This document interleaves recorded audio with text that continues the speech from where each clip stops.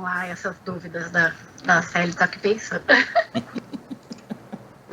Eu fiz uma lista aqui, quero ouvir, porque o Diego faz gente, isso, sabe?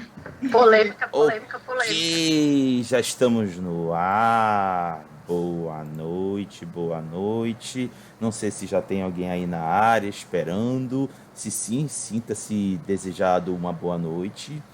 E para quem for assistir a gente depois, na versão gravada, bom dia, boa tarde, boa noite, boa madrugada. Sinta-se à vontade para escutar mais um Boteco do World of Darkness, que é um espaço aqui em que 3 malucos que gostam de Mundo das Trevas se reuniram para bater papo e toda semana, resolvem puxar outro maluco para sentar aqui e se juntar à loucura coletiva. Não se enganem, aqui não é uma reunião mal, que é só mesmo malucos se reunindo. E hoje, a nossa convidada é a Viviane Silva, mais carinhosamente conhecida como Vivi. Diga oi, Vivi. Olá, tudo bem? Isso. E como vocês estão vendo, o tema de hoje do nosso bate-papo, da nossa trocação de ideia, é Metaplot de Mundo das Trevas, que foi uma ideia lançada pela Gessele, a qual conduzirá o debate hoje. Gessele, o campo é seu, você que manda. Olha só, esse raga. É assim que começa. Gente, olha, bem-vindo ao Boteco. Infelizmente, não temos promoção hoje de cerveja. Assim, eu acho que o Metaplot é uma coisa que todo mundo que joga Mundo das Trevas acaba pensando alguma hora e fica se perguntando no que vai dar, sabe? Qual é? Acho que a magia de jogar no Mundo das Trevas é tu pensar o que será que vai dar, o que será que tá rolando por trás, como se tivesse uma grande conspiração, uma grande motivação para tudo acontecer, né?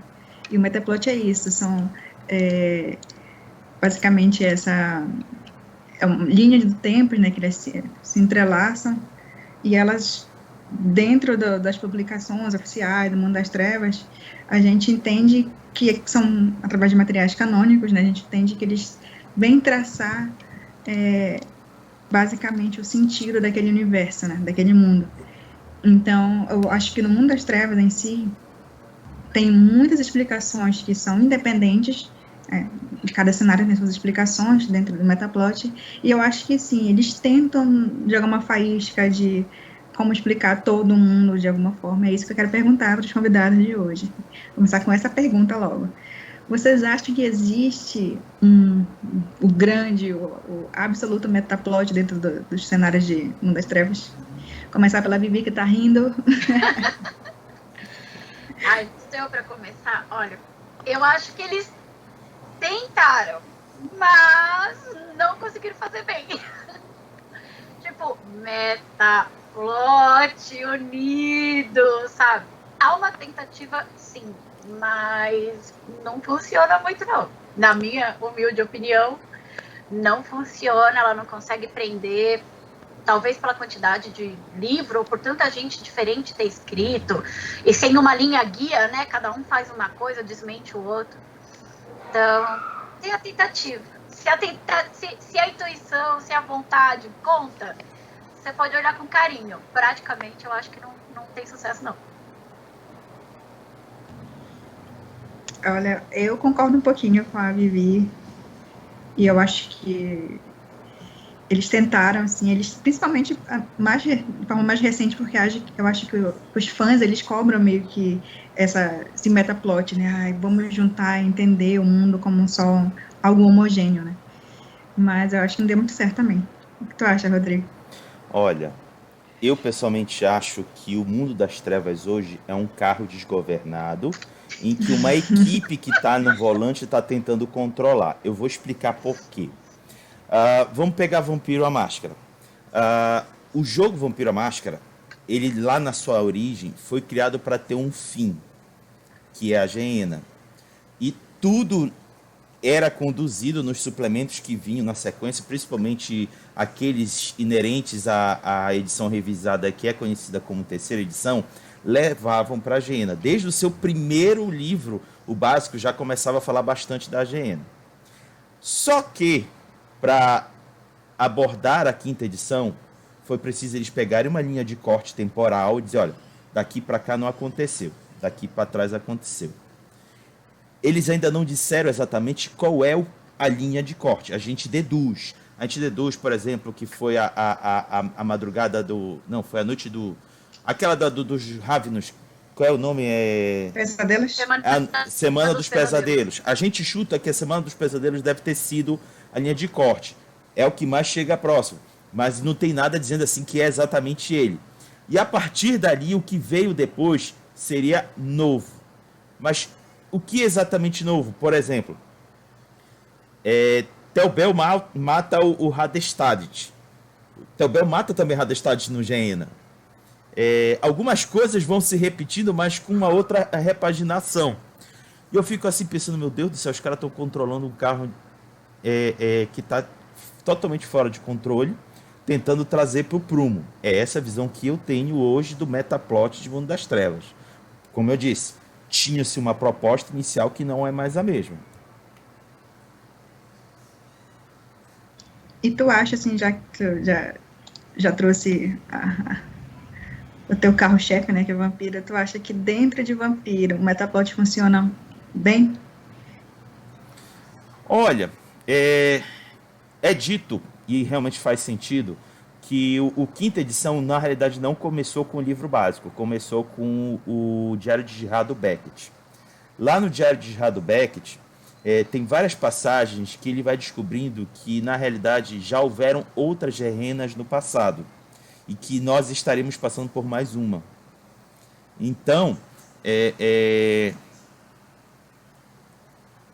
eles estão tentando colocar nos eixos, como eu disse, e começa a fazer algum sentido dentro do novo contexto. Mas antes, próximo do fim do grande cenário, que foi a Gehenna que marcou, estava muito confuso, como a Viviane falou. Nossa, estava muito confuso. Para alguém controlar o que acontecia no grande cenário, precisava ter uma amplitude de ciência do que já tinha lançado, além do que o ser humano comum conseguiria. Eu pelo menos acho isso. Nossa, é impossível entender e juntar tudo, gente. Não, detalhe, deixa eu aproveitar. Alguém já assistiu os vídeos do Rô Amadeu? Ele expõe com uma maestria essas feridas do metaplot. Nossa, Segredos do Narrador, assistam, canal ótimo, principalmente para você que gosta. Estamos fazendo jabá, sim! Merece, com certeza, porque ali é um trabalho de pesquisa profunda do que tem de suplemento já lançado. Eu lembro bem dele falando do metaplot do Ravenous, que tem a ver com Baba Yaga, que tem a ver com o lobisomem desculpa a expressão, e o caralho a quatro.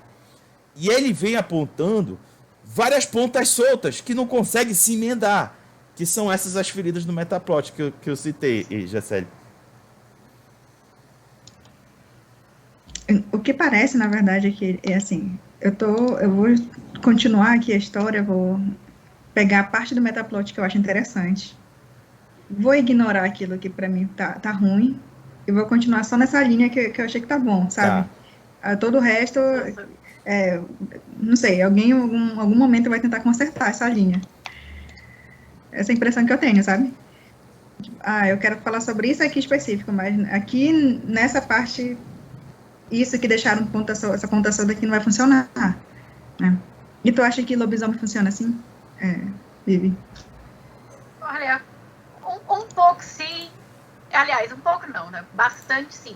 Alguns autores, tipo, você pega e vê que o cara fez, isso daqui pra mim não é problema meu. Taca pro próximo capítulo que você escrever. Taca pro próximo livro que o fulano escrever. Ou, tipo, joga pra cima. Se alguém pegar, pegou. Se ninguém pegar, cai no chão, uma hora os fãs vão esquecer. Porque foi uma técnica pra vender livro. Porque, tipo, se você quiser saber o que acontece depois, compre o próximo suplemento. Só que uma hora se perdeu. Tem umas coisas de lobisomem que, ok, acontecem, é legal e precisava acontecer pro jogo rodar. Só que depois vem e fala, mas se a gente fizer agora um livro sobre essa galera, né? Que não era pra ser pra jogador, mas eu quero pôr pra jogador. Vamos fazer? Aí eu acho que começa a desgringolar. Aliás, acho que todas as linhas têm um pouquinho disso, né? De, tipo, tira, põe, mata e volta, não existe o último, existe o último. Aí vira as piadas prontas do sistema. Corrompe, não corrompe, corrompe, não corrompe. Lobisomem é assim, caiu, não caiu, caiu, não caiu. Eu vou aproveitar, tem um spoiler que o pessoal da Paradox já soltou de Lobisomem Apocalipse. Não sei se vocês lembram, ainda ano passado, eles fizeram tipo um textinho assim do que aconteceu com o Gaio, o que os lobisomens iam fazer, e tem uma expressão lá que me chamou muita atenção, que é o spoiler. Dizia assim: os Garou falharam com Gaia. É no passado. Não é está falhando, é falharam. E agora eles vão ter que correr atrás para tentar amenizar a situação. Eita lele. Vamos continuar correndo atrás, gente? Lobisomem é aquela, tipo, não é, tipo, pessimista, mas já é uma guerra perdida. Tipo... gente, eu tenho inclusive jogadores que falam: eu não gosto de Mundo das Trevas porque o nome do livro já diz como vai terminar tudo. Já dá, tipo o Dragon Ball Z, sabe? Que tu começa o episódio e já sabe o que vai acontecer. Não, mas tem como evitar o apocalipse? Não, gente, não tem, vai acontecer. Então eu não quero jogar esse jogo. Gente, a gente joga Mundo das Trevas pra sofrer, não é pra ficar feliz. Se fosse pra ficar feliz, era jogo do arco-íris. Tipo, não é pra... Tipo, tudo bem, que é sofrer certinho, sofrer com os dramas. Sofrer de coração quentinho, que nem Changeling. Jacely, posso jogar um pouco de água nesse caldo? A gente tá falando de metaplot e tem algumas coisas assim que estão me deixando assim com ânsias. Tô ansioso para descobrir o que há por trás de coisas que eles estão colocando nessa fase da quinta edição do Vampiro à Máscara. A principal delas é o chamado, ou em inglês é o Beckoning. Tá muito confuso para mim. Por que tá muito confuso? É dito lá que anciões e Matusaléns sentem um impulso de ir para o Oriente Médio. Mas também é dito que alguns clãs e alguns vampiros não sentem, como por exemplo os Recata. E aí, como é que destrincha isso numa mesa? Porque no livro básico da quinta edição é dito que anciões até 9ª geração sentem o chamado. Como assim, caboclo? Ué, as magias cabulosas dele, gente. E o legal é que ele só joga, olha, tá jogado aí, se quiser usar, use e se vire. Pô, assim tu mata meu coração.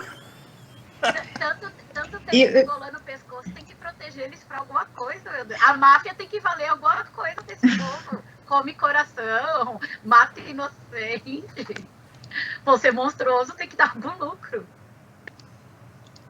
Mas como tu explicaria, Raga, na tua mesa isso? Olha, tem que buscar algum sentido, e um deles me fez, que argumentaram para mim que fez bastante sentido. O chamado só afetaria aqueles que ainda têm antediluviano. O Pedro Nogueira tá mandando um recado aqui pra gente. Um uivo de saudação, galera. Pedro da Nação Garou acompanhando o papo aqui, enquanto tô trabalhando nos novos livros da Nação Garou. Uhul! Metaplot é um tema difícil, porque às vezes é fascinante, noutras bem cagado, especialmente nos finais das histórias. O final das linhas editoriais é contraditório e confuso, merecia algo bem mais planejado. Manda, Jacely. Eu tô pensando numa coisa, mas eu vou deixar pro final, para combinar aqui com a pergunta. Eu fiz uma pergunta para eles, assim, nos bastidores, aí eles começaram a rir, e eu acho que é boa. No fogo. Vocês acham que a Weaver, o Wide e o Irme são os protagonistas do Mundo das Trevas? Vai, aquela hora, né?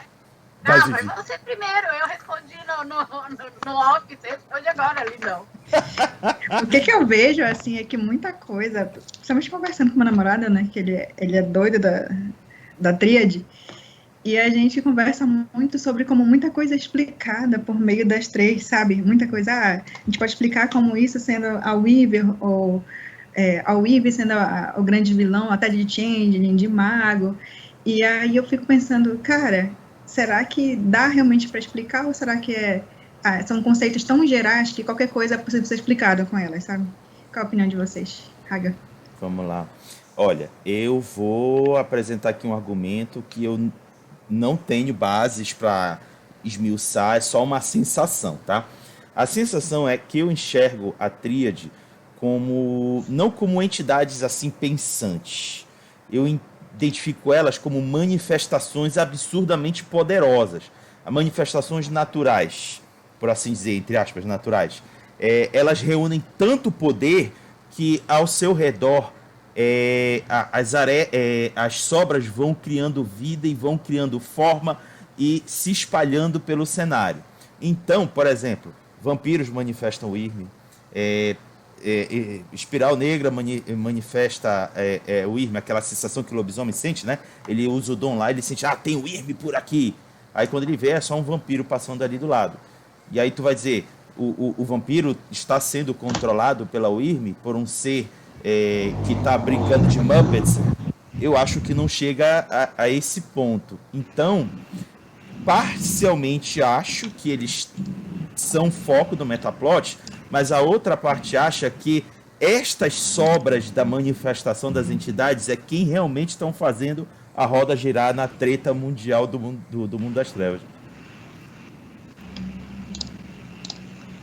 A Vivi tá se coçando aí, né? Eu tô aqui, tipo, gente, como que eu falo?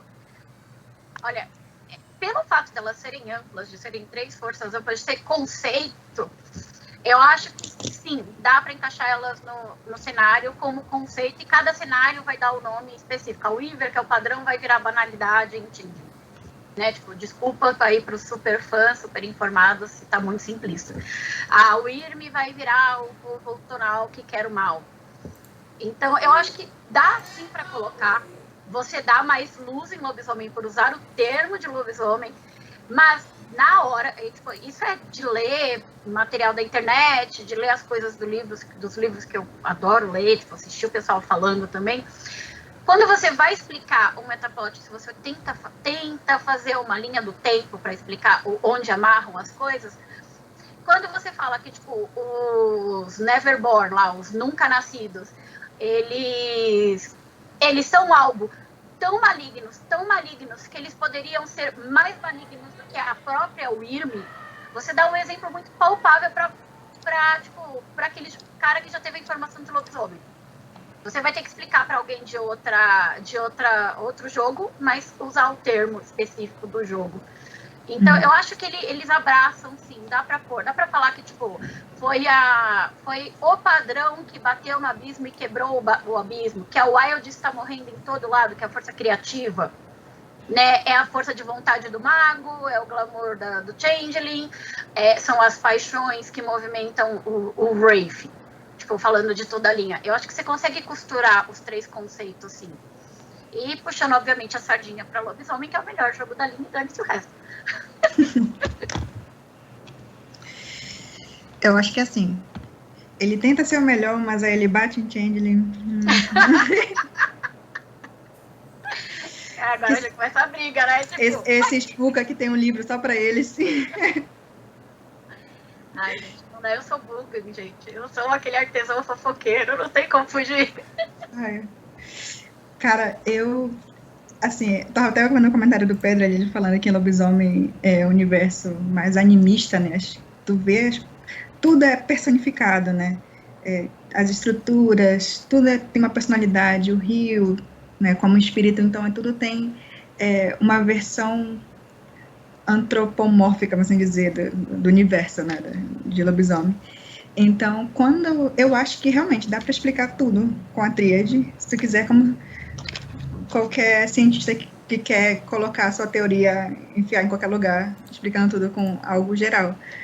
Mas, sinceramente, eu acho que a tríade é, assim, uma forma muito protagonista de explicar tudo. Eu acho que lobisomem conseguiu pegar conceitos muito bons, assim, sabe? Que consegue quebrar o cenário de lobisomem, entendeu? Então, não fica restrito só em lobisomem. E eu acho que realmente foi muito criativo, é um dos mais criativos que tem. Pra mim, é lobisomem. E ele, pra mim, conseguiu abranger até Changeling, sabe? Dentro dos conceitos dele. Claro que acho que todos eles têm uma forma de explicar e é muito legal tu jogar dentro dos conceitos que o jogo estabelece. Isso é muito legal também, sabe? Então, eu vejo o Changeling, aquilo que eu falei, né? Que para Changeling pode ser a Weaver, a que dá padrão para as coisas, a que deixa tudo sem graça, a que tem explicação exata. Pode ser, sim, uma explicação para a banalidade em Changeling, mas eu acho que a banalidade em si tem como o jogador entender o que é a banalidade sem precisar entender o cenário de lobisomem, qualquer outro cenário ali dentro. E eu acho muito interessante porque tu consegue explicar basicamente tudo dentro de outros cenários. Eu tenho um pouco de dificuldade de ver isso dentro de Vampiro. Vampiro parece que existe a parte tipo assim, a gente existe porque existe o Caim e tudo mais, não sei o que, a história, mas existem outras coisas que se auto-explicam, né? Essa impressão que eu tenho de Vampira. Tem outras coisas que existem junto com a gente porque as coisas existem, ponto. O que tu acha, Raga? Olha, eu vou dar uma de. Eu esqueci o nome dela, não é Regina Duarte, eu não consigo opinar. Esqueci o nome da atriz agora, meu Deus. É porque é o seguinte, eu tenho muito pouco conhecimento dos detalhes, principalmente dessa parte mais profunda de Metaplot, que eu não consigo me posicionar. É Mas. Glória Pires. Oi? Glória Pires, foi atrás. Glória Pires. Acho que é Regina Duarte. Pois é, Jesseli, eu realmente não sei, mas eu gosto de interpretar, já fugindo pela tangente, os metaplots como a gente geralmente usa, como ganchos para alguma coisa dentro da narrativa. Porque tem certos metaplots que são tão gigantescos que não cabe numa simples sessão de lobisomem ou de vampiro, talvez de mago, né? Porque mago é megalomaníaco pra caramba. Vampiro, lobisomem, por exemplo, vampiro. Dificilmente tu vai trabalhar o chamado numa mesa de neófito. No máximo eles vão saber que um ancião desapareceu, mas dificilmente eu acho que eles vão querer procurar saber por que o ancião foi embora.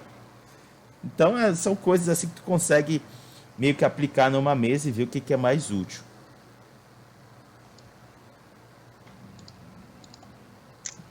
Tem uma coisa, assim, eu não sei se vocês já leram sobre isso, mas é sobre os suplementos, né, de Time of Judgment, que seria o fim do proposto, né? Eu acho engraçado como eles se referem, é semi-canônico, semi-certa, sabe?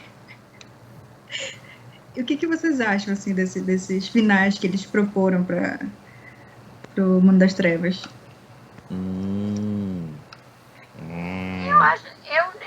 confesso que eu não fui muito fã. Eu acho que foi um tanto corrido para poder chutar logo isso eu tô falando, eu acho mesmo, né? Tipo, é opinião minha. Eu acho que foi um tanto corrido para poder chutar logo o novo Mundo das Trevas e começar a publicar e tirar livro de prateleira. Então eu não fiquei muito feliz. Eu, Viviane, narradora, eu, Viviane, jogadora, não fiquei feliz com o Time of Judgment. Eu gosto um pouquinho mais do que a galera do live fez, talvez porque foram jogadores que fizeram e ele não é considerado canônico, né? Eu gosto um pouquinho mais, mas não sei, eu fiquei infeliz com esse encerramento. E, no entanto, que a volta na V5 e aquela renovada de plot, as 20ª edições mexendo também em metaplot, eu acho que mais gente não ficou muito contente com essa correria de encerrar. E eu, total. Eu não curti. Eu acho engraçado que muita gente acaba indo nesse sentido que o metaplot, não só no Mundo das Trevas, mas em outros jogos, ele vem como uma forma de tentar encerrar ou tentar passar para outra coisa, ou explicar uma regra nova, sabe? E realmente, assim, coisa quando é pensada para ser geral, ela tem uma sinergia melhor dentro, e é diferente de quando tu quer simplesmente passar para explicar, bora finalizar isso aqui, tá bom, esquece, né? Joga no abismo ali e acabou, sabe? E aí essa impressão realmente que dá nesses finais, sabe? Tem coisas interessantes, eu acho, mas é tipo assim, a impressão que deu é que eles se reuniram numa mesa, como tá que acaba? Isso, pô, 5 e 10, então, beleza. Escreve aí e acabou. Pau na máquina, entrega isso, foi. Foi. E coisas do Metaplot que vocês acham maravilhosas? histórias ou ligações que vocês, nossa, isso eu vou usar na minha mesa, que dá muita, assim, que abre a imaginação de vocês, foi ideias, boas sacadas, sabe, no cenário. Ai, gente, deixa eu ver. Aí vão falar que eu sou puxa-saco de Baal e de Salubre, e hoje a gente tá conversando tipo, sobre salubres na vida.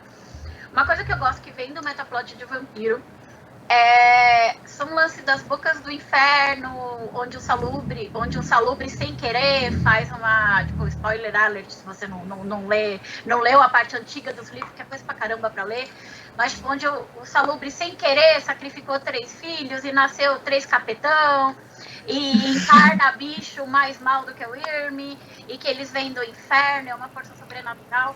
Eu gosto não pra usar essa super criatura capirótica na crônica, mas o desenrolar, colocar que será que os vampiros ainda sacrificam em nome desses deuses antigos? Será que a espiral da Wyrm vai descer até o caminho, né? A espiral negra desce até o caminho para bater na porta do abismo dos anjos? Eu gosto desse pedaço.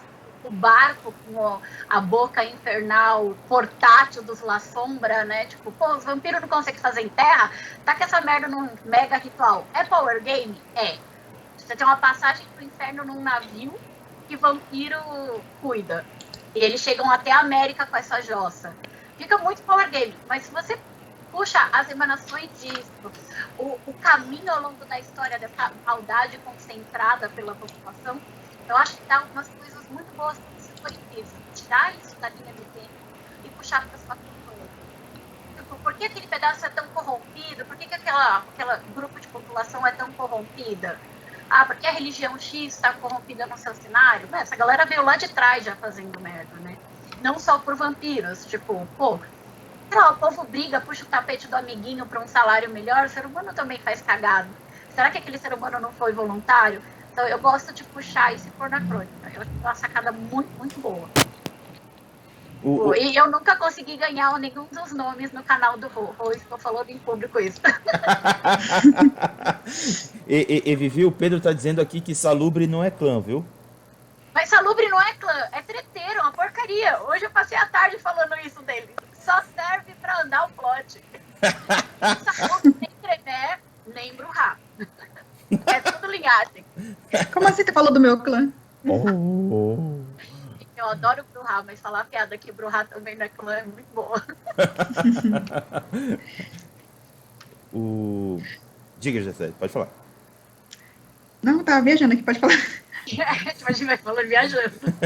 Não, o interessante, tem alguns pontos de Metaplot que eu acho que são fantásticos. Por exemplo, eu acho que um divisor de águas no cenário de vampiro é Constantinopla. Através de Constantinopla, vários NPCs que a gente manipula no tempo atual foram influenciados. Por exemplo, a Sasha Vicus. A Sasha Vicus teve uma influência fortíssima lá de Constantinopla, daquele historiador que achava que era um anjo, não era? Eu me esqueci o nome desse historiador. Ai, gente, tipo, eu juro pra vocês que eu sou péssima pra guardar o nome. Eu tenho tudo anotado e agora eu não tô achando nem as anotações aqui. Eu dou uma vergonha na hora. Pois é, e quem pega o suplemento Constantinopla by Night, que é feito para Dark Ages, nossa, que suplemento bacana, cara! Que suplemento bacana! Quem não leu, eu recomendo ler. E vocês vão perceber que ele dá. Vocês percebem direcionamentos que a gente joga hoje nos cenários de hoje. Esse é um. Por exemplo, vou até estender. Gessele, que divisor de águas de Metaplot você acha interessante de Changeling? Ele veio do nada com isso. Tá. Essa é a minha função, Raga. Olha, tem uma coisa que me deixou assim pensante, sabe, sobre a questão do 11 de setembro ser a onda de glamour negra, né? Sei lá, se eu tivesse 15 anos, eu ia ler isso, beleza. Mas depois de entender quem é Estados Unidos na onda, eu acho que 11 de setembro não seria um evento que eu usaria como base para essa mudança, sabe?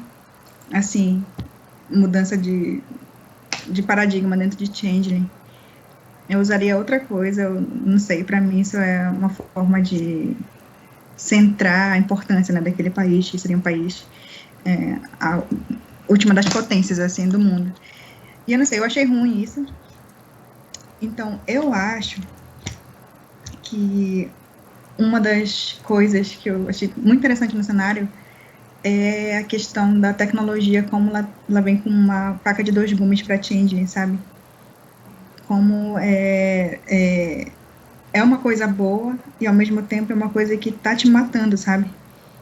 E eu acho que tu saber usar isso dentro da tua crônica é muito difícil.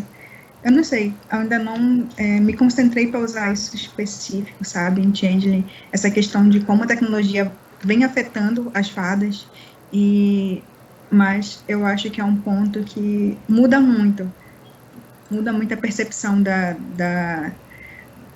do cenário, por exemplo. Hoje em dia tu consegue ver muitas coisas, explicações pela internet, tudo mais, tu consegue clicar no Google, como tal coisa acontece, consegue estudar fenômenos científicos e tudo mais pelo Google, ou, não sei, tu tem contatos, assim, com os outros mais rápido, só que ao mesmo tempo tu vê um grupo crescente de descrença que acaba criando teorias da conspiração e tu vê que tudo isso são coisas que se alimentam na internet, sabe? Então, ao mesmo tempo que tu tem uma ferramenta que é muito boa para a imaginação, para te criar mundos, sabe? Às vezes tu pode passar horas na internet e tu consegue ter, sabe, teu sonho alimentado ali, tua vontade e tuas perspectivas. E ao mesmo tempo tu pode passar 20 minutos na internet vendo notícia do mundo e para ti a tua vida é uma merda e o mundo já devia ter explodido como um meteoro, entendeu? Então, a tecnologia, esse mundo conectado, para mim, é uma coisa que, se tu sabe usar dentro da tua crônica, ele muda completamente, isso fica muito interessante. E Changeling, eu acho que, pelo menos de 20 anos, ele não trabalha tanto com isso, infelizmente. Então, eu não vejo muito material nesse sentido, sabe? E eu acho que se vier que eu quero que venha uma 5ª edição, eu quero que fale muito sobre a pandemia, sobre o mundo conectado e como isso tudo influencia dentro do mundo das fadas. Já que tu pode... porque a internet, para mim, esse mundo, né, conectado, ele pode ser... tu pode criar outros mundos ali. O que isso significaria? Tu estaria dentro do mundo de banalidade, porque Changeling, para quem joga, sabe que tem que ver numa dualidade, né? Entre o mundo real e o sonhar. E eu acho que a internet pode ser uma parte do sonhar também, sabe? Numa teoria. Pode existir um reino conectado do sonhar ali na internet. Então, seria muito interessante tu trabalhar isso, sabe, dentro de Changeling. Changeling, assim, de forma geral, ele trabalha com marcos históricos, sabe? Assim, tu tem algumas coisas que influenciam, tu tem, por exemplo, a Semana dos Pesadelos, tem coisas que, por exemplo, Pat Changeling diz que essa semana ela foi o suficiente para que os Fomorian conseguissem se desprender, né, que as amarras dos Fomorian fossem quebradas e alguns conseguissem voltar para o mundo outonal. Então, várias passagens se abriram devido... Então, para mim, isso foi uma coisa que tem como explicar dentro de Changeling, mas acaba sendo muito ligada a esse metaplot, sabe, de Mundo das Trevas. Por exemplo, eu vou explicar essa liberação da Semana dos Pesadelos, mas eu acabo pegando coisa que é de vampiro, por exemplo, para explicar isso, sabe? Eu não sei como a Vivi explicaria isso dentro da mesa dele, mas sempre quando eu vou explicar, eu já dou um pezinho ali em vampiro e já falo alguma coisa, ou, sabe? Sim. Nossa, acaba caindo, acho que praticamente tudo. Se você for explicar a Semana de Pesadelos, é para você colocar todo mundo na bagunça. Verdade. E vampiro, acho que é o primeiro sistema que fala da Semana dos Pesadelos. Né? É o primeiro da linha de Mundo das Trevas, então ele justamente é o primeiro onde aparecem algumas coisas, aí respinga nos outros. Ou o que aconteceu no outro é adaptado depois para encaixar no vampiro, dependendo da importância do cenário. Então, a Semana dos Pesadelos eu acho que é a que mais costura e é a que dá... Ela dá o pontapé inicial, inclusive, das outras linhas, né?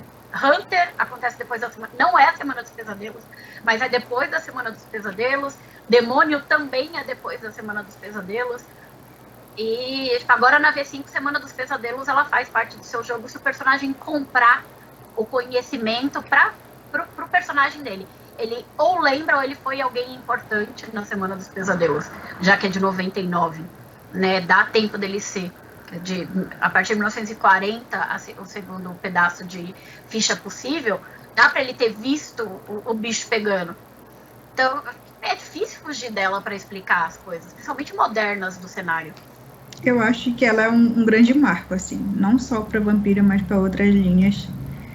E eu acho que foi um dos grandes acertos, assim, tu pode pegar ela e explicar ela em diversas linhas, sabe? E dar explicações diferentes para que foi aquilo, mas de forma geral, tu pode falar antes e depois desse acontecimento, muda muita coisa dentro do cenário, né? Eu acho que esse foi um grande acerto. Verdade. Inclusive, na quinta edição, meio que uma bola de neve pós Semana dos Pesadelos. Tipo assim, intensifica mais ainda os conflitos entre Sabá e Camarilla. Aí a Camarilla, para dar um contragolpe, bota a Segunda Inquisição, só que ela se lasca completamente. Aí vem gerando uma onda de cagada que muda o cenário completamente. Então, realmente, Semana dos Pesadelos é o divisor de águas atual do cenário. Sim. Vivi, agora é pra ti. Ai, lá vem. De Lobisomem ao Apocalipse, qual seria o divisor de águas? Ai, não fala isso não. Eu não li Lobisomem, gente. Eu só li a contracapa do livro. Não sei nada. Só li lá de, tipo... Fúria, você vai ser tomado pela fúria. Só isso que o jogo fala, não é não? Caramba, gente. Nossa, pior que os memes bomba na cabeça aqui, do tipo, falando que o divisor de água é o Samuelzinho. Nossa, que difícil.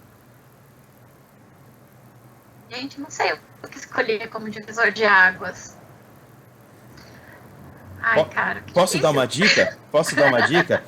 Para mim, é inclusive o divisor de águas entre o contemporâneo e o Dark Ages para lobisomem, que é a chegada dos colonizadores no Novo Mundo. Mudou muito o cenário quando eles chegam no Novo Mundo, surgem mais 3 tribos, uma se corrompeu, que acabou virando Espiral Negra. Eu acho que o divisor de águas do cenário lobisomem é esse, que porra, meu irmão, os caras vieram pro Novo Mundo só pra fazer cagada. Mas é aquela coisa, mas eles só saíram de casa pra, tipo, fazer cagada na casa do vizinho, entendeu? Porque ele já tava fazendo cagada antes. Tipo, quando ele chega aqui, eles simplesmente gravam ali. Pior que, tipo, a tribo que eu mais gosto, que são os Senhores da Sombra, eles vieram aqui e conseguiram fazer a cagada morca e exterminar uma raça. Tipo, nós conseguimos exterminar uma raça muito morta. Aí, pensando assim, realmente, a vinda para a América tanto é a cagada maior pós-Guerra da Fúria, tanto que a gente abre o segundo capítulo da Guerra da Fúria, nosso lobisomem. E também é quando começa aquela briga de geração que eu gosto de pôr na minha mesa de lobisomem, e eu aproveito um pouco essa separação Europa e Novo Mundo. Depois do circo feito, das revoluções no novo continente, quando elas começam, não exatamente tão próximo historicamente, os garotos daqui, que estão aqui, que nasceram aqui, devido às respectivas tribos, né, sem garras vermelhas nascidos por aqui, por favor, eles começam a questionar, a Europa está fazendo certo? A gente tem que ouvir esses velhos que estão vivos? Olha a merda que esses velhos fizeram no passado. Acho que tá. Tipo, se for para escolher, eu consigo escolher um desses sim, porque é uma coisa que eu uso na mesa e eu não tinha pensado nisso. A partir de corta-se o cordão umbilical com a Europa, um pouco antes do que a gente cortou hoje em posicionamento, né, social. E então, de lá vem o Garra Vermelha, vem de avião. O Garra Vermelha caiu da ponte da lua junto com o Indigo. E dá para você pôr aquela briga e aquele questionamento do tipo, tava fazendo certo? Quando chegou aqui, continuou fazendo merda. No cenário dá a queda das tribos puras, né? A queda e a destruição das tribos puras. Queda não, né? Porque os croatãs não caem, eles se sacrificam. É verdade. É melhor do que o europeuzão lá que foi, tipo, brincar de dança roda e caiu onde que não devia. Até aqui a gente faz melhor, gente. Valoriza o que é nacional. Vou aproveitar para perguntar para vocês o que vocês acham agora de metaplot regional. Bora entrar agora num terreno bastante espinhoso. O que vocês acham desse a Amazon Regia Cross, uma coisa assim, não é isso? Regia Cross é a Amazon? Isso. O que vocês acham desse metaplot? Vivi, começa a Vivi. Gente, tem um Taca bicho fogo. na Amazônia, pra que você quer? É um metaplot que aquece. Se você acender o livro, ele vai te aquecer por alguns minutos. Tem algumas coisinhas assim, do tipo, você aproveita as onças serem, tipo, a parte dos bastê da onça, e o resto você joga fora. Tipo, ponto, eu não gosto do Rage Across the Amazon mesmo. Nossa, é doído ler. Tem pior, mas como a gente tá falando de Brasil... Que eu sempre converso com o Glailson é que esse Rage, eles tentaram, sabe? Diferente do resto, eles tentaram. Deu certo? Não deu, mas tentaram alguma coisa, pesquisaram alguma coisa na Wikipédia. Então, assim, eu acho que o ponto positivo é tu ver que é uma tentativa de conhecer, mas não uma tentativa boa o suficiente para tentar pegar colaborações locais, sabe? Eu acho que a partir do momento que a editora ou o responsável por aquele direito daquele cenário, ele pesquisa e quer saber o que os jogadores da região eles acham sobre aquilo, eu acho que demonstra o interesse de fazer um conteúdo bom e não apenas uma tentativa de fanservice, sabe? Colocar só o nome ali da região. Faz o menor sentido. E Change é a mesma coisa. Para mim, quando eu li que tem o Guia do Jogador, né? Plays Guide de 20 anos, tu vê o Reino da Amazônia, pra ti tu chora. Tu lê aquilo lá, beleza, é legal, tentaram, passa pra próxima. Mig, ficou bom não. Eu vou aproveitar para fazer uma costura aqui, quer dizer, não sou eu que estou fazendo a costura, mas só ressaltar uma costura que estão tentando fazer. No livro do Anarco, ou Anarch, que é assim que vai ficar agora na Galápagos, eles estão colocando lá que Manaus, no estado do Amazonas, ele é uma cidade anarquista na década de 80. Eles não localizam nos tempos atuais. Pô, da década de 80 para cá já tem meio século.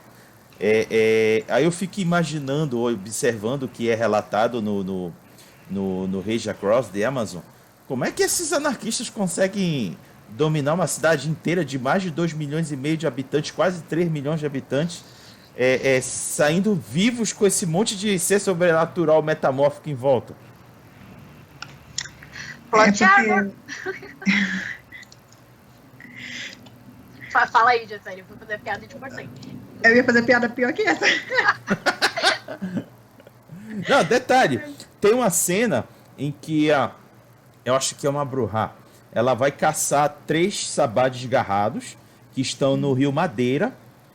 Para quem não conhece, dê uma pesquisada aí. O Rio Madeira conecta, ele deságua próximo da cidade de Manaus.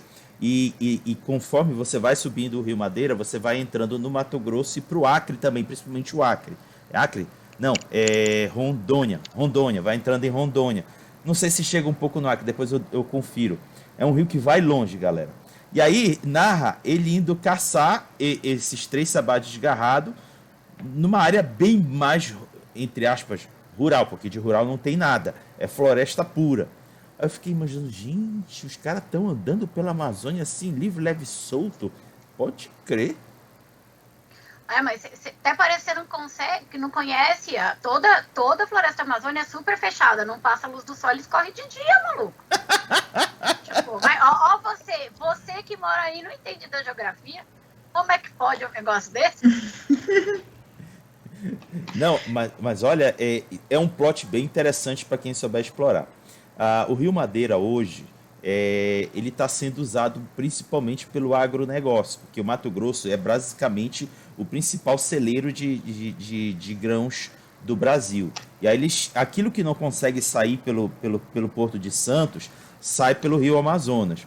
E aí tem o Tapajós, para uma região um pouco mais a oeste do Mato Grosso, minto, pro meio centro, que vai para o Tapajós, e a área oeste segue para o Rio Madeira, tudo deságua para o Rio Madeira. Então, o trânsito de balsas com grãos navegando por ali é intenso. Então, olha aí o que dá para misturar: influência vampírica com metamorfos e o interesse mortal pelo agronegócio, porque ainda é muito forte a derrubada de mata para poder expandir o agronegócio. Olha só. O que tu acha, Jacely? Onde é que tu põe Changeling nessa história?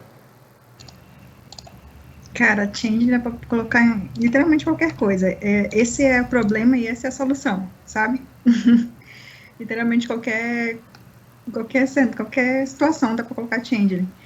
Eu acho que change numa situação em que esses conflitos reais, eles são muito complicados, é muito interessante porque tu precisa alimentar a tua parte de sonho e ao mesmo tempo a realidade, ela é duplamente um pesadelo, sabe?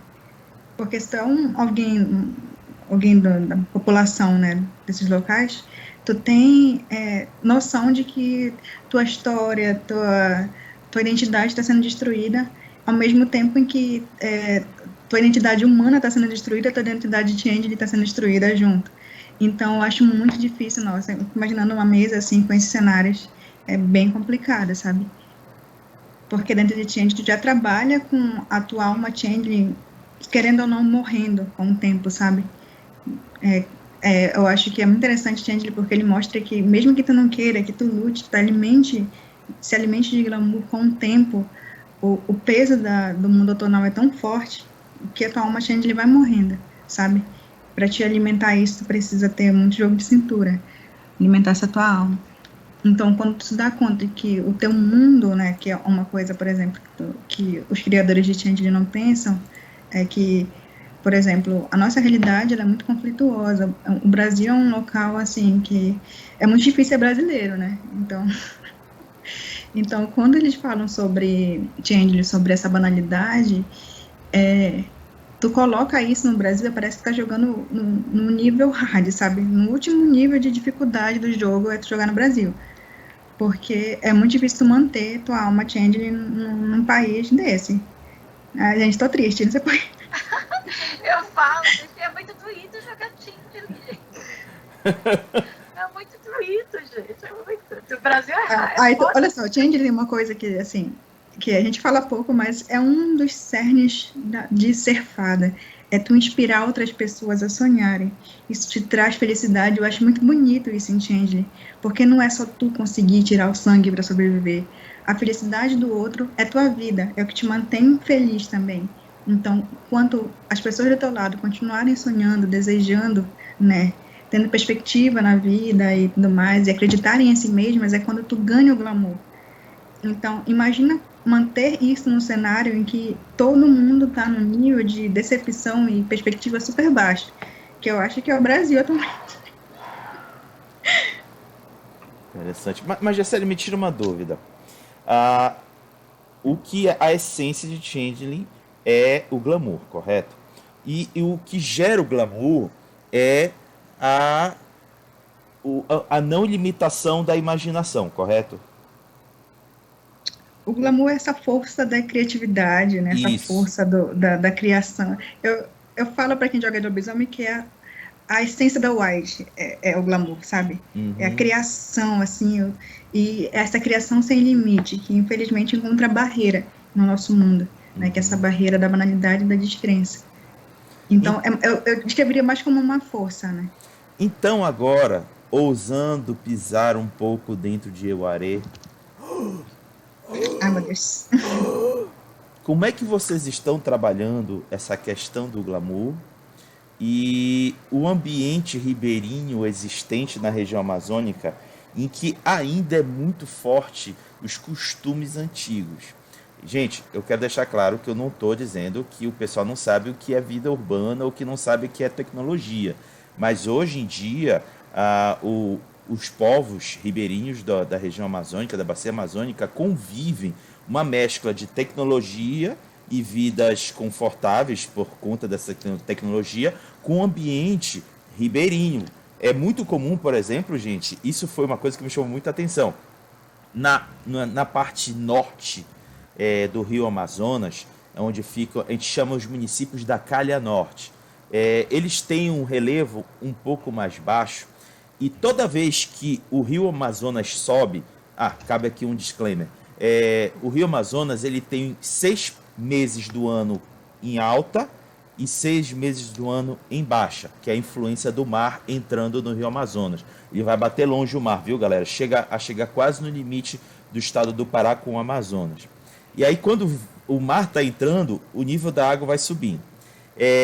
Quando está baixo, o pessoal que mora mais nessa área baixa, eles criam gado, fazem algum tipo de cultivo. E aí, quando vem a água subindo, eles se reclusam nas casas deles, que são palafitas, são bem elevadas, e embaixo fica só água. Só água, gente, você não tem noção. É um negócio assim, muito longe da nossa realidade que vive nas grandes cidades. E eles têm lá aqueles barquinhos lá, do lado deles, e eles passam 6 meses assim, vivendo seus costumes, e antena parabólica ali do lado. Quase todas têm uma antena parabólica pegando o canal do Rio de Janeiro ou de São Paulo. Então é muito comum esse mix. Como vocês estão trabalhando esse ambiente no Evaré? Eu acho que a nossa tentativa é colocar os jogadores com a possibilidade de se enxergarem dentro do cenário. Então está sendo muito natural a maneira como a gente está colocando. Sabe, não mostrando como se fosse esse o diferente, não, esse é o padrão dentro dessas comunidades. Na verdade, as comunidades, quanto mais elas são distantes, sabe, desse padrão urbano, muito melhor é a conexão deles, né, enquanto fadas. Mas, obviamente, esse urbano está se movimentando de uma forma a excluir, né, a eliminar essas comunidades. Então, é um dos pontos essenciais em Evaré. A gente trabalha a união enquanto a única forma de tentar lutar contra a destruição total do reino, né. Então, esse conflito existe, inclusive ele é um ponto central, né, no suplemento, porque não seria impossível a gente trabalhar essas comunidades sem trabalhar que elas estão sendo empurradas, destruídas, invisibilizadas, né, no mundo. E tu tentar jogar num cenário desse e tentar explicar por que nós existimos, por que nós somos importantes e por que o que vocês estão fazendo que vocês acham que é o padrão, que é o certo, na verdade vocês estão destruindo, né? Tentem entender a nossa realidade também. E a partir do momento que tu entende o outro, tu entende o eu também, né, na questão da antropologia. E a gente já está trazendo esse outro para vocês entenderem que esse outro está vivendo aqui do outro lado. Então, tu pega a Changeling, que é completamente organizado de uma forma eurocêntrica, e tu explica para eles que é possível coexistir, né? Changeling coexiste, porque Changeling é multiplicidade, né? O glamour é ser múltiplo, é ter diversidade. E, ao mesmo tempo, tu entender o outro, né? Que existe, sim, se existe eu, existe o outro. Então, é muito importante entender que tanto os Kifai, né, quanto os Capuãs, eles podem coexistir, principalmente quando um entende a importância da existência do outro. E acho que Evaré vai ser muito interessante, porque tu pode jogar assim como um Kifai, né, como um dos básicos, e ao mesmo tempo tu entende a realidade desses outros locais. Por exemplo, em Evaré não existe o rei, né, porque não é um conceito que nasceu da gente. Então, enquanto essas comunidades, elas têm sim acesso à televisão, né, algumas não têm, pode generalizar, mas em geral tem, eles conhecem esses filmes que a Globo passa, essa realidade de rei, não sei o quê, as escolas passam isso, querendo ou não, eles mostram, né, a gente estuda muito a história do outro mundo, então eles têm noção que existe, sim, essa outra forma de organização, e que ela é muito mais passada na mídia, mas eles tentam resistir, né, a palavra é resistir, Evaré, tu resiste mostrando que existem outras formas de organização. Não existe o rei, mas existe um ancião, aquela pessoa que tu respeita não pela linhagem sanguínea dele, mas porque ele é uma pessoa experiente, né? Uma pessoa que é essa... Acho muito interessante porque a gente é muito ligado à questão dos antepassados, o respeito ao que veio antes de ti como uma voz da experiência. Eu acho que isso é muito interessante passar no livro, sabe? Ai, gente, eu fico falando aqui, tipo... eu não paro. Nada tem que falar, porque tá lindo esse material. Verdade. É muito bom. Verdade. Tem uma pergunta aqui do Perfect, acho que é Perfect. Não seria uma boa definir quais Qifens seriam mais predominantes por aqui no Brasil? Seria como tu falar assim, que é mais predominante indígena, o mais predominante. Gente, Brasil é a possibilidade de tu ter mil misturas, mil possibilidades. Então, assim, o que a gente estabeleceu? Que a maior parte das capitais, né, dos estados, eles são sim comandados por Qifens padrões, né, por exemplo, se denomina o imperador, o rei e tudo mais. Então, a gente estabeleceu que, devido à colonização e tudo mais, existe sim essa dominância do império, né, do crepúsculo. Só que também existe, e não são poucos, capuãs, né. Então, assim, não existe falar, existe tal Qifen que é mais, que é menos. Eu acho que o Brasil tem essa possibilidade de mostrar que existem e na contramão do que o Brasil prega, de que tudo está se tornando uma única coisa, uma única nação. A gente não é uma nação, a gente somos nações dentro de um país imenso, e eu acho que é importante a gente mostrar isso para fora do Brasil, sabe, também. Mostrar, olha, eu sei que vocês conseguiram estruturar em reino e tudo mais lá fora, mas aqui a gente tem uma diversidade tão absurda que seria muito mais absurdo tentar estabelecer isso aqui no jogo, sabe? Eu acho que é o que torna o Brasil um dos locais, assim, com mais glamour para jogar, sabe, dentro do cenário. E Gessele, eu queria jogar essa decisão para você e para a Vivi. A gente está aqui com quase 1 hora. A gente pode estender por mais meia hora se vocês quiserem. E se vocês quiserem, eu gostaria de propor da gente se debruçar na temática Umbra. Meu Deus. Vocês começaram fazendo essas perguntas no off só para poder ferrar no on, né? Foi. E aí, o que vocês dizem? Tem que ter esperado na sinuca já. Estava discutindo sobre a Umbra. Ai, meu Deus. Eu tenho tanto spoiler, mas não vou dar, você daí pros dois. Um dia desse eu dou spoiler para vocês do suplemento. Sim. Por favor. Bom, então, como não houve manifestação contrária, vou jogar batata quente para Vivi. Olha, a Umbra é meio que coringa, porque também dá pra você colocar em todos os jogos, né? E por ela ser tão, é um lugar de vários reinos, com vários caminhos, com profundidades diferentes, com capacidades diferentes. Até os vampiros têm um jeito de conectar com a Umbra, se você achar que o mundo dos mortos é a Umbra. Né? A gente estava discutindo antes do Arcádia, onde ficaria na Umbra? Ela tá na Umbra? Né? Eu, se fosse colocar a Arcádia lá, fosse para decidir, eu colocaria ela numa Umbra super profunda, que nenhum Garou, nenhum mago, nada que não fosse Changeling conseguiria traçar até lá. E ela é algo tão etéreo e impossível de você prender, que só os seus sonhos e pensamentos conseguem atravessar e chegar lá para alimentar, né? Gente, adorei. Na minha cabeça eu fico brisando, assim, desde a hora que vocês falaram, eu tô lá brisando com a Umbra. Eu confesso que, pode tacar pedra, eu jogo mago, mas é um jogo que eu adoro reclamar, ainda mais, irritar os outros fazendo meme sobre mago, adoro fazer isso. Mais do que Tremer, não sei qual é o que eu mais gosto. Mas eu acho um saco quando, pega o mago e joga ele na Umbra padrão do lobisomem. Acho que você tem que dar uma mexida na Umbra para ela ser para o mago ver alguma coisa de criação do mago, onde você solidifica a realidade ou não solidifica.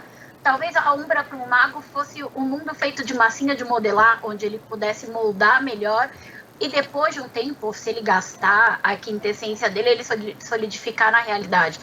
Eu não colocaria, tipo, tá lá o Garu atravessando a rua, oh meu Deus, tropecei com um mago. Eu acho meio, tipo, cagado, né?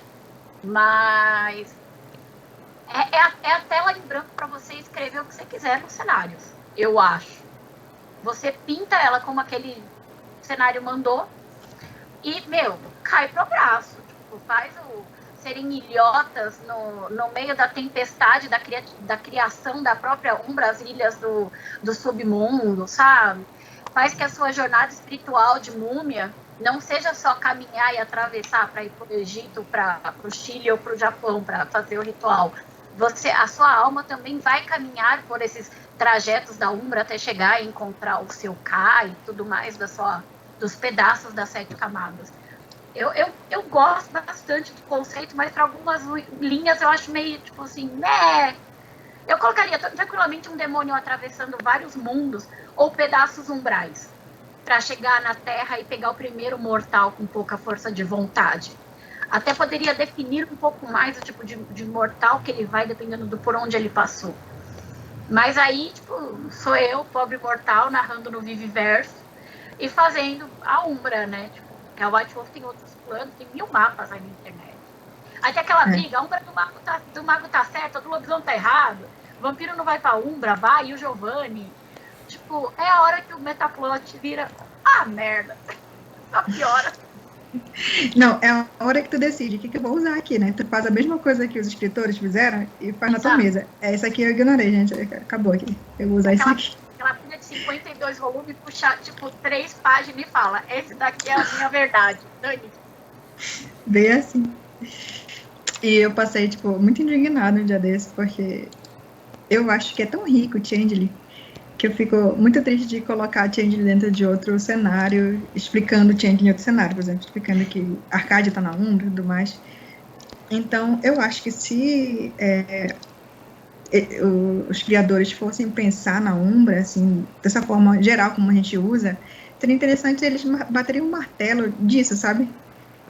Porque pelo menos isso era o padrão, né, de todos os cenários. Existe a Umbra e eu acho que o padrão que realmente vai se repetir em tudo é a Umbra, acabou. Todo o resto muda, sabe? Gente, acabei de pensar que a Umbra é a protagonista.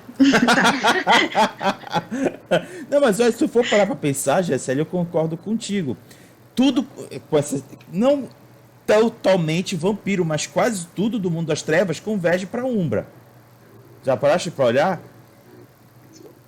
Quase tudo converge. Changeling, Mago. Mago é o que mais converge, porque ele consegue acessar até um pouco mais profundo do que os lobisomens. Os lobisomens são mais focados naquelas umbras mais naturais, espirituais, né? Mas dependendo do mago, ele pode ir para outros reinos umbrais que não tem nada a ver com a força da natureza, se é assim que eu posso chamar. Tem a cisão, a galera dos Filhos do Éter chutam a tecnocracia depois que eles falam que o Éter, que seria um pedaço da Umbra, não existe e é, tipo, alucinação coletiva deles. Dá pra colocar assim. Tava falando com ele sobre esse negócio de alucinação coletiva, daquela história do mago, eu tava conversando com vocês, que ele conseguiu, né, achar que seria Arcádia, mas para ele não seria Arcádia, porque na verdade ele é uma... Como foi que tu explicou, Vivi? Ele é o resultado do sonho e da vontade de achar Arcádia. Só as emanações, não é nada composto. E aí imagina, tu é um mago ali, essa explicação nesse livro, né? Tu é um mago, tu chega... Eu acho que essa conclusão nem ele conseguiria tirar, né? Para ele aquilo seria a própria Arcádia. Mas, cara, dá muito espaço para te interpretar. Eu não gostei inicialmente da ideia de sonhar ser um aspecto da Umbra, mas depois eu acho que né, não fica tão ruim. Acho que dá uma magia ali. Não, dá um retoquezinho, faz um penteado. Bora ali. Porque assim, porque para mim não faz sentido, assim. Existe a Umbra, existe o sonhar e esses outros aspectos, né, dentro da Umbra. Eu acho que um lobisomem como ser metade espiritual, assim como a fada metade, né, sonhar, eles teriam a capacidade de um passar pelo local do outro, sabe? Então, eu não sei o que limitaria tu. É só uma questão de acreditar ou não, sabe? Já vai para outra coisa. Olha, Porque o Gustavo tá levantando aqui uma coisa que a gente comentou até nos bastidores antes. Se a Shadowlands são Umbra, né, Vivi? A gente estava comentando, de uma certa forma só que meio que bem profunda, é um reino umbral. Nossa, e aliás, a Gessele falou uma frase que é, tipo, extremamente triste, mas a gente não pode falar que é spoiler. Tipo, e falam que Reino Umbral é a Shadowland. Porque ela pode ser, tipo, nosso mundo, queremos tanto que o nosso morto tenha algum lugar para ir, e a gente quer tanto ir para algum lugar depois da morte, que por que não criar um mundo umbral pela necessidade de ir para algum lugar? A necessidade de pertencer. Começando a chorar no final desse tipo, uma coisa, né? Torce o cravo. Por falar em chorar, tava vendo eu nem sei se isso tá no livro oficial, mas gente, às vezes eu leio as coisas, às vezes eu ouço, aí eu misturo o que eu li, o que eu ouvi, o que me contaram. E aí, se eu tô inventando isso, me falem depois no chat. Mas, gente, eu não sei se um dos finais, né, que foi sugerido era de que, na verdade, a Arcádia já estava ali, já não existia mais, tinha sido corrompida, destruída, sabe, um dos fins possíveis para Changeling, e eles estavam sonhando com algo que não existia mais. Então, a única esperança que eles poderiam se agarrar era o mundo outonal. Resquício, sabe? Nossa, eu fiquei tão triste com isso, não sei. Pra mim foi uma das coisas mais tristes que eu li, assim, dentro do cenário. Total, tipo, acabou. É igual o fim do Apocalipse, sangue. Porque, assim, tipo... da galera, Tu começa sendo ele pensando, cara, eu tenho uma casa, eu sou de um local. Existe um local que deu origem a todas as fadas, né? A Casa das Fadas. E tu sobrevive, querendo ou não, com uma esperança de voltar para esse local. Porque tu sabe que metade de ti não é daqui, né? Não é do mundo outonal. E aí tu descobre que isso não existe mais, sabe? Que, sei lá, isso é Apocalipse 2, sabe? Né? É pra rasgar o coração. Gessele, eu lembro de já ter comentado isso aqui, mas eu gostaria de escutar de novo. Em Vampiro, o que eles procuram mais fazer não é metaplot, é fazer o cruzamento de cenários, esqueci o nome que a gente dá para isso, crossover. Como é que tu enxerga esse plot crossover dos Malkavian com o mundo de Arcádia? Esse eu quero ouvir também. Aquele que a gente é só uma velha para lembrar as coisas. Não, mas assim, a gente estava falando sobre essas ligações que tem, né, esse crossover, que tem eles deixam algumas pistas, assim, nos livros, e dos Malkavian, acho que, eu lembro que eu te perguntei qual era o livro, até te perguntei, né, esqueci agora o livro que eu perguntei, que foi a segunda edição, terceira, não sei, não lembro que foi a edição, que fala sobre essa ligação com as fadas dos Malkavian. E eles falam que as fadas, né, são as únicas em que eles não que entendem eles. As únicas que conseguem entender. E ele não precisa nem explicar o que ele está pensando, porque as fadas automaticamente respondem para ele, sabe? É como se as fadas entendessem, vissem a realidade como ele vê, sabe? Então, eles têm um nível de banalidade reduzido por conta disso. E é muito interessante. E justifica muita coisa, sabe? Eu tava vendo até, eu não sei, assim, vocês que são doidos de vampiro, eu tava vendo até que tem uma história, não lembro agora, acho que o Ricardo tava me contando de um Malkavian que ele falou, bora correr ali que ele tem uma saída. E aí ele imaginou, né, uma porta, e todo mundo ficou, os outros vampiros, como assim, o que é isso aqui?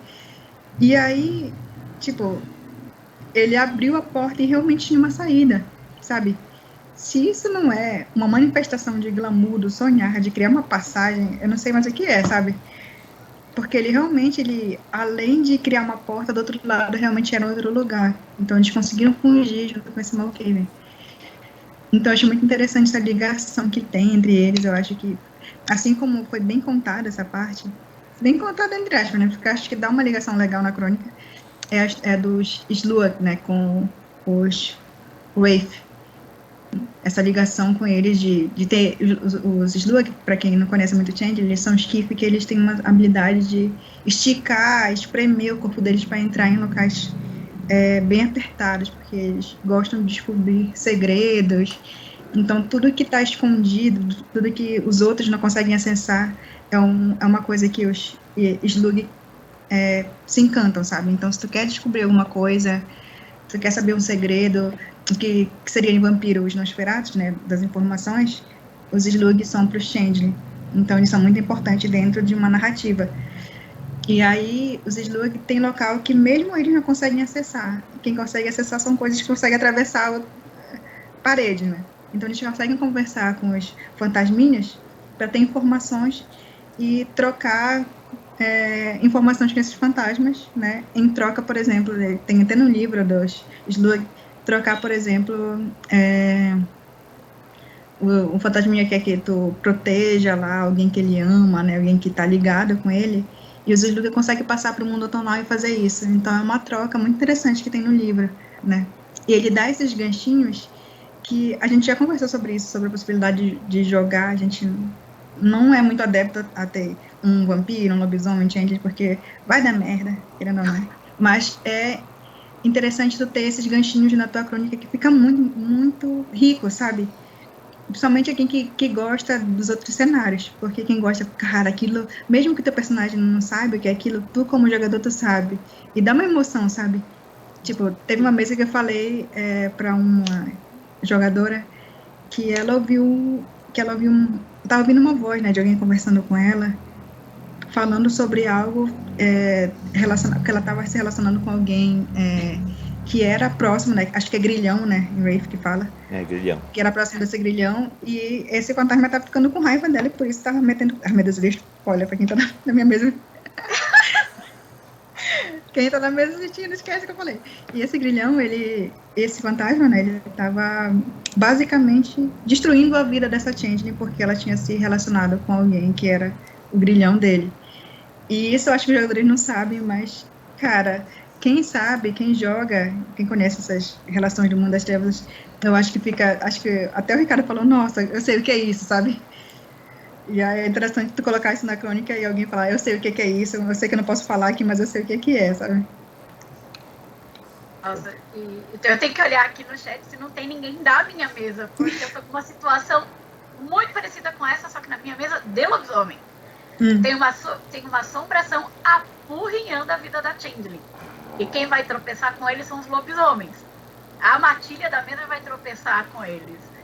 Né? Eles já entendem, eles já pegaram, aqueles jogadores já estão tentando do tipo, é Changeling que tá lá, mas o que tá acontecendo? O bolão tá indo pro Slua.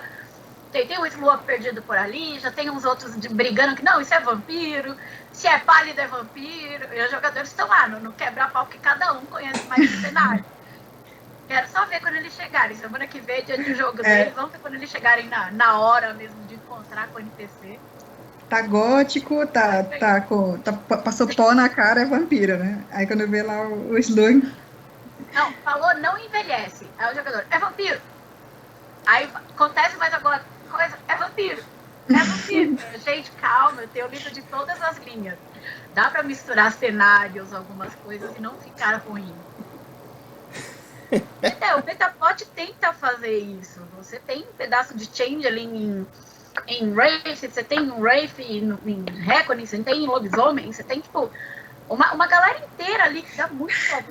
Ele que o Sonador... Meu Deus. Sonado Alaicor. Meu Deus. Esse nome aqui da... Quando vai ver o Hunter. Gente, é possível ser apenas um Hunter emo, entendeu?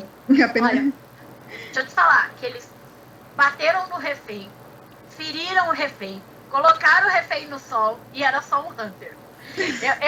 Eu consigo lembrar na mesa presencial a cara de frustração e ódio que os jogadores olhavam pra mim, cara, quando eu coloquei um Hunter na crônica. Tipo, era um monte de recém-abençoado, tadinho do Hunter. Sofreu na mão daqueles garotos psicopatas, arrastaram ele pelo chão, pintaram o caneco com o Hunter. Gente, eu fico pensando, eu fico imaginando alguém vendo a mesa de Changeling, que tem um jogador que ele é Red Cap, né? E aí, pra quem nunca jogou, assim, outro jogo do Mundo das Trevas, e pensa, não, esse é o mais leve, vou começar com esse. Esse jogador, eles encontraram, assim, partes do corpo de pessoas, sabe? Dentro das cenas, assim, encontraram o braço de alguém, não sei o quê. E aí, o Redcap, claro, ele tinha umas coisas lá que ele conseguia saber de quem era, só que ele tinha que provar, né? Nossa, deu uma das cenas mais tensas que eu já vi na vida, sabe? Ele provando cada membro e todo mundo assim, creepy, meu Deus! Esse é o jogo das fadas, gente. O povo acha que Changeling é sininho. Uhum. Deixa eu fazer mais uma tangente. O Pedro comentou aqui uma coisa que me fez lembrar algo que a gente meio que usava também nas nossas mesas. Ele comentou o seguinte: numa aventura minha, tem até Frankenstein, não tô nem aí. Eu me enxerguei na frase dele porque me atirei em pedras, mas eu já narrei umas 3 ou 4 campanhas e que tinha até Highlander.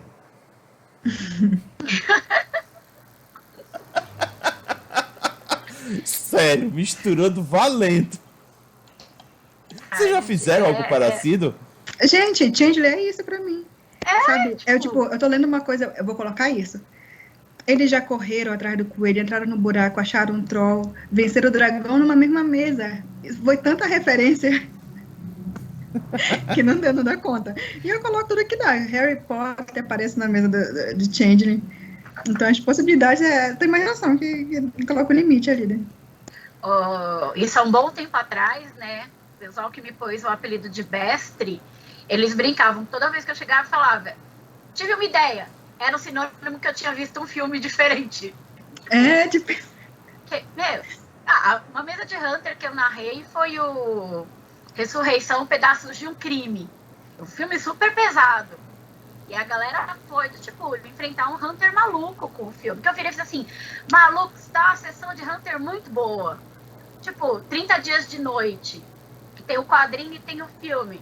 Pô, joga vampiro nessa jabiraca. Ou melhor, joga os lobisomens indo lidar com os vampiros que querem folgar. Quem quer mesa de mendigo, bota os mendigos lá e deixa chutar carniçal, cara. E sanguessuga. Você sabe uma coisa que acontece comigo? Eu sonho muito. Eu sempre falo, não sei se eu falei pra vocês que eu sonho em preto e branco, eu sonho com o narrador e eu sonho legendado. E meu sonho tem começo, meio e fim. Eu termino assim, tipo, eu acabei de assistir um filme, sabe? Tem um roteiro, tu sonha com roteiro? Eu sonho com roteiro. Aí eu chego assim pra galera, gente, eu sonhei. Aí eles já sabem que eu tô propondo uma mesa, né? E aí eu tenho um amigo que ele fala assim, eu não tenho medo de nada, só tenho medo quando tu chega com isso. Eu sonhei, sabe? E é muito assim, eu tenho essa ideia louca e vai pro sonho. A gente fica voando aqui nesse boteco. Não, mas o gostoso do boteco é isso, é a gente começar com uma pauta e aí a gente vai desdobrando. Por falar nisso, Gessele, nós já estamos com quase 1h20, se tu quiser já fazer uma fala meio que encaminhando pro final, fica à vontade. Não, pra ficar aqui. Fazer que nem foi no Anima Geek, né? Esse cast vai ter 1h, 2h20 depois. Caramba, nossa, estourou o tempo. Eu entrei em desespero quando eu vi que eu tava nos 2 primeiros eventos de Changeling, né? Que eu tava contando a linha do tempo dos acontecimentos. Já tava 45 minutos e era, acho que 45 minutos tudo que eu tinha pra fazer, né? Aí eu olhei pra galera, e agora, galera? Agora vai. Agora vai, porque... essa é terrível com a questão de tempo. Eu queria agradecer, gente, a Vivi aqui, que ela sempre aparece, sempre tá com a gente se diverte muito. É uma honra ser chamada.